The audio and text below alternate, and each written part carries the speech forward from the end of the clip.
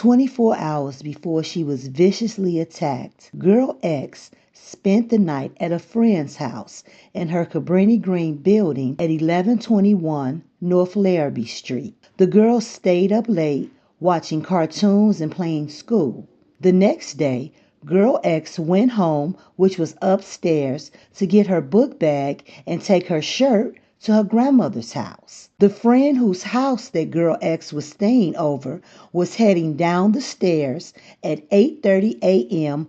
on her way to school when she saw Girl X bending over the 6th floor landing tying her shoes. The friend claims that they exchanged highs and that the friend kept going. Moments later, Girl X was snatched from the stairwell paces away from her grandmother's door. The friend's house that Girl X was staying at never saw her in real life again.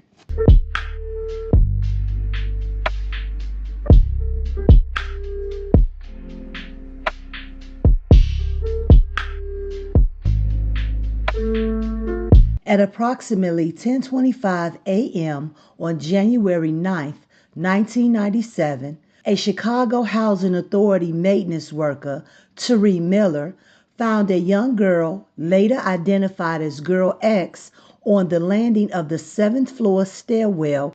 Girl X had been raped, strangled, and left unconscious in the stairwell. Miller went to apartments 709 and 710 to see if anyone could identify the girl. Two separate women responded and recognized Girl X. They took Girl X to one of the apartments and put her on the couch. At that time, Girl X was unresponsive.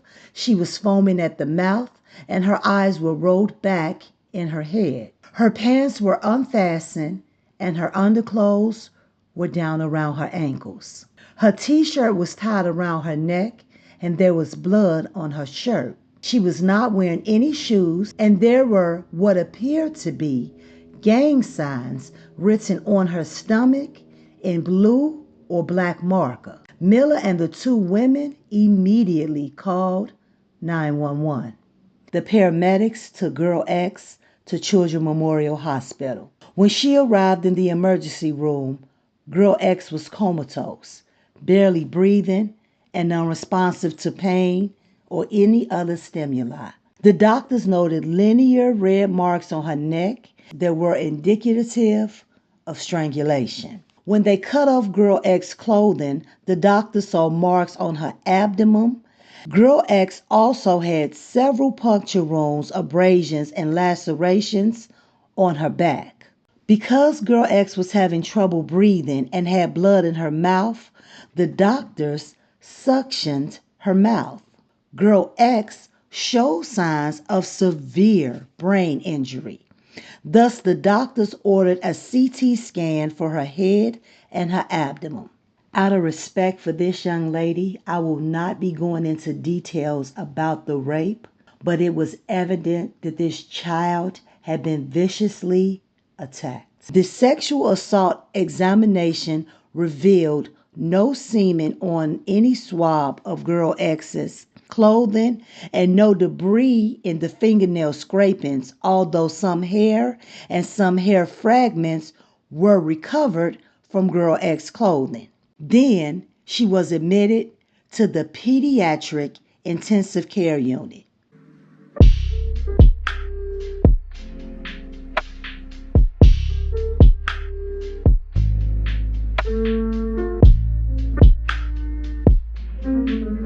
The investigation began with a canvass of the residents of the building where the crime occurred. Detective Vernon Bradley searched the odd-numbered floors of the building. One of the people interviewed was Patrick Sykes. Sykes lived in apartment 504, and he claimed that he hadn't returned to the building until 12 noon that day. He also stated that he didn't see anything unusual. He appeared calm, and he didn't arouse suspicion. Detective Bradley was also searching for Girl X's shoes because she wasn't wearing her boots when she was found. One of the boots were found in the incinerator room on top of a paper bag on the first floor. The other boot was later found in the dumpster. No blood or other stains were found on either boot. Illinois State latent fingerprint examiner Kimberly Young tested the brown paper bag which held the contents of the items. A palm print was found and compared to James Alexander, but no matches were made. The bag was tested for blood, which it tested positive for on the corner of the bag. The test proved inconclusive for any genetic markers, and there wasn't a sufficient enough sample for any DNA analysis. Alexander also had a reputation in the building as being referred to by the tenants as the Raper Man. Earl McGee of apartment 505 was on the suspect list as well. He was interviewed by police in January, and when interviewed, he was wrapped in a towel, wearing socks that had knives inside both socks, and there was a knife in the towel as well. Initially, James Alexander was the prime suspect, and Patrick Sykes was a possible witness against Alexander. After being pressed about not signing into the Safer Foundation like he had previously stated, Patrick Sykes goes on to tell a despicable tale that I will not be relaying here. After he admitted to assaulting that baby in a heinous manner, he then said that he took the child back upstairs and placed her on the landing and wrote the letters GD on the child's stomach. He then went back down to his apartment, walked back to the landing, and in an attempt not to leave any evidence behind, he sprayed tat roach spray inside of the child's mouth. He also admits to only seeing GD wrote on his building. He was not a member of the gang. He wrote those letters on the child's stomach in an attempt to throw police off and blame someone else for the crime.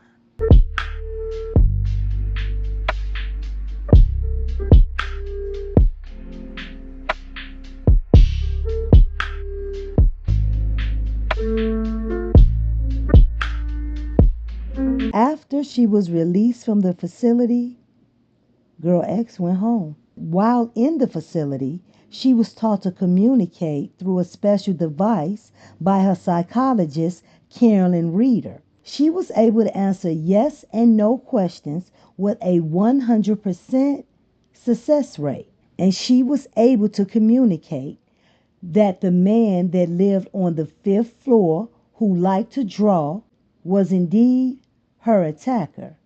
That man was Patrick Sykes. Patrick Sykes claimed that he had had a seizure right before signing the confession papers and wanted his confession thrown out, and that his signature was forged on the papers. The jury didn't buy it. He received 120 years in prison. The janitor that found Girl X quit her job and never went back to Cabrini Green. Girl X's family was moved to a scattered site 3-bedroom apartment. Marv Dyson of WGCI set up a fund for Girl X, and it raised $297,000.